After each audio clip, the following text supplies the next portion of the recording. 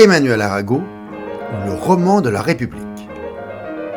Dans leur dernier livre, Paul Bacquiast et Bertrand Sabot nous entraînent à travers un 19e siècle romanesque et romantique, celui des luttes pour faire advenir, fonder et pérenniser la République.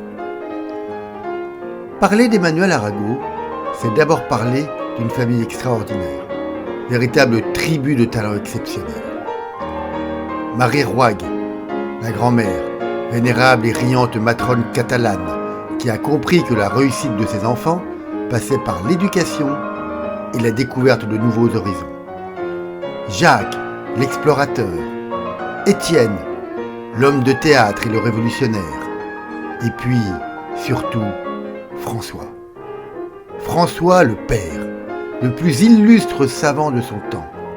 L'âme de l'Observatoire de Paris, où naît Emmanuel en 1812, et devant le mur duquel est exécuté le maréchal Ney dans un fracas de balles dont le retentissement surprend François, qui en fait tomber à terre le jeune Emmanuel qu'il tenait dans les bras. Sous l'influence de son oncle, Étienne, Emmanuel, en sa jeunesse, se passionne pour la littérature et devient auteur de vaudeville. Beau garçon, il séduit les plus grandes actrices de son temps, dont il devient l'amant. Ainsi, Jeanne Silvani, ou encore l'immense tragédienne Rachel Félix, qui lui laisse le cœur brisé après un mois d'un amour débridé. Heureusement, pour le consoler, Emmanuel peut compter sur son ami fidèle, sa sœur élue, George Sand, avec laquelle il restera lié 45 ans et qu'il vient souvent visiter à Nohant, au temps de sa relation avec Frédéric Chopin. Comme chez son oncle Étienne, le virus de la politique est plus fort en Emmanuel que celui des lettres.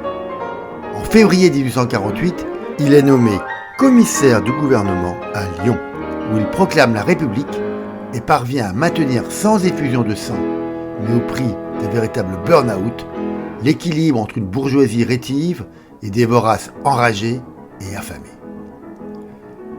Il part ensuite à Berlin comme ambassadeur de France. Il y est reçu par le grand ami de son père, l'immense savant Alexandre de Humboldt, et il devient l'intime de la George Sand allemande, Bettina von Arnim. En 1850, Emmanuel se marie.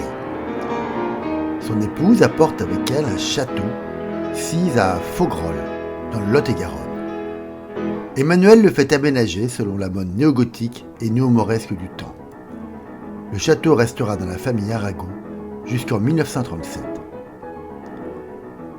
Emmanuel est élu député républicain en 1848 et 1849.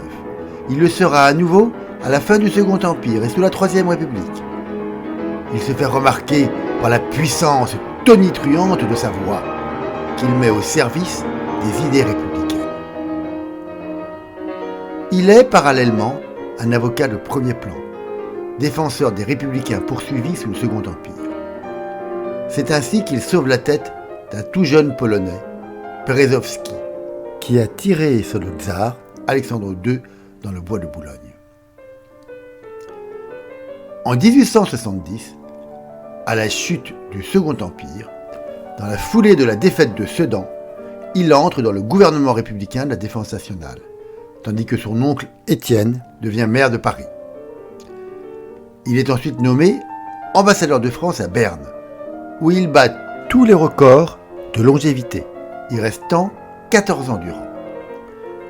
À son retour, il se présente, sans succès hélas, à la présidence de la République. Il meurt 2 ans plus tard, le 26 novembre 1896. Conformément à sa demande, il est modestement enterré dans la tombe de son père, où son nom figure, à même le sol, au pied du socle du buste paternel par David d'Angers. À travers la vie d'Emmanuel Arago, c'est le roman de la République que Paul Bacquiast et Bertrand Sabot nous font relire. Un roman riche et complexe, jamais achevé, dont il nous appartient à nous, femmes et hommes du XXIe siècle, en nous inspirant de parcours de vie tels que ceux d'Emmanuel Arago, d'écrire les chapitres à venir.